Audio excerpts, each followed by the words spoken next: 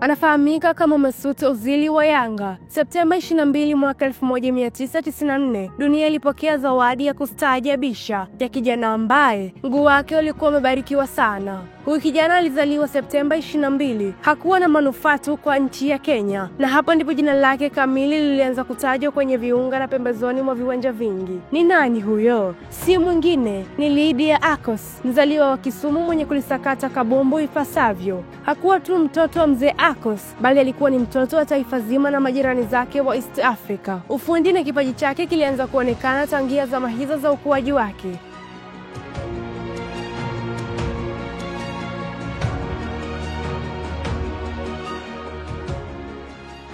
Nyota huyu alianza maisha yake ya soka huko Kisumu akiwa anasoma shule ya msingi Rabau kabla ya kupata udhamini wa kwenda kucheza soka shule ya upili ya Butere, kaunti ya Kakamega. Udhamini huu alipata kutokana na ufundi na uwezo wake wa kusakata kabumbu katika uga wa Rabau nchini Kenya. Hapo ndipo historia yake ilizidi kuandikwa na kutazama machoni mwa wapenzi wa soka. Akos mwenye balaa kubwa katika kuzungusha kabumbu uwanjani akiwa ligi kuu ya Kenya, ikiwa ni msimu mpya katika timu ya Polisi, bali si Polisi ya Tanzania, ni ile Polisi ya Bullets ya nchini Kenya. Hapo kati alitamba na mpira na kustaajabisha wapenzi wengi wa soka nchini Kenya na kusaidia timu hiyo kutoa taji la kwanza la ligi ya wanawake Kenya. Huko Kenya anajulikana kama Ozil, na msimu uliopita aliibuka na tuzo ya mchezaji mwenye thamani zaidi akifunga magoli 8 na asisti 10 katika michezo 18. Kabla ya mkurugenzi wa Yanga Princess Dugu Kibwana kumuinda kwa firaha kali za harama kubwa.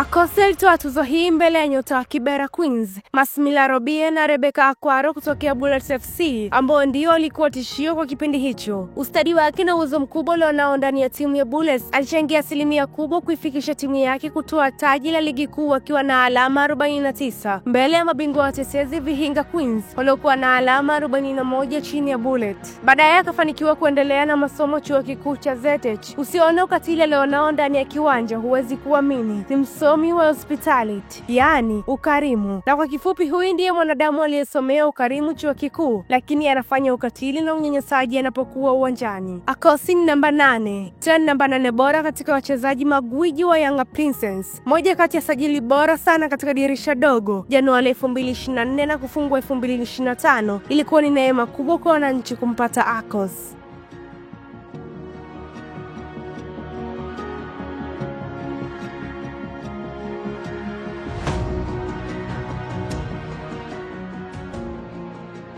Tunaweza kusema huyu ni jirani yake kocha mkuu wa Yanga, Edna Lema. Usione Edna Lema basi ujue nyuma yake kuna mwanadamu aliyemtia nguvu. Ni mtoto anayetoka kilomita chache kutokea Marangu kufikia Kisumu kwaona Akos. Ni takriban kilomita 600 tu kufikia Kisumu nyumbani kwaona Akos.